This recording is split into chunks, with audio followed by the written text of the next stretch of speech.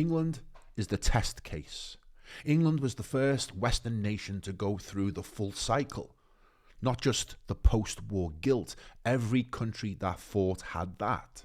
Not just the empire reckoning. The French had that, the Dutch, the Belgians. The full cycle, the guilt, the reckoning. And then what came after? The systematic dismantling of a national identity as a cultural project. Run through the educational system, run through the media, run through the language itself. The subtle, consistent repositioning of pride as suspicion, of patriotism as pathology, of love of country as the first symptom of something dangerous. That campaign ran for the better part of 50 years. It was more effective in England than anywhere else on earth because England had more to dismantle. England went through that first, deeper than most, more completely than any. And what's happening now?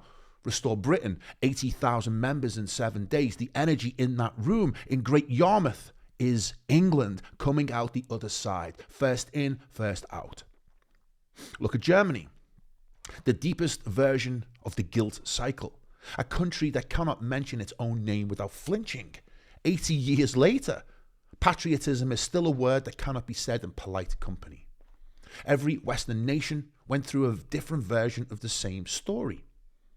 Different depths, same architecture, same language, same repositioning of national pride as a warning. It was never a warning sign. It never was. England is demonstrating something different. Not perfectly, not without mess, but demonstrating it all the same. That a people can look at its own history, the full history, with its sins and its genius, with its crimes and its gifts, and choose to stand in it, not in denial, not in nostalgia, in full knowledge, and say, this is ours, and we're not going to pretend otherwise. If England actually does this, if the reclamation holds, if the movement builds, it becomes something more than a national story. It becomes a proof of concept that it can be done.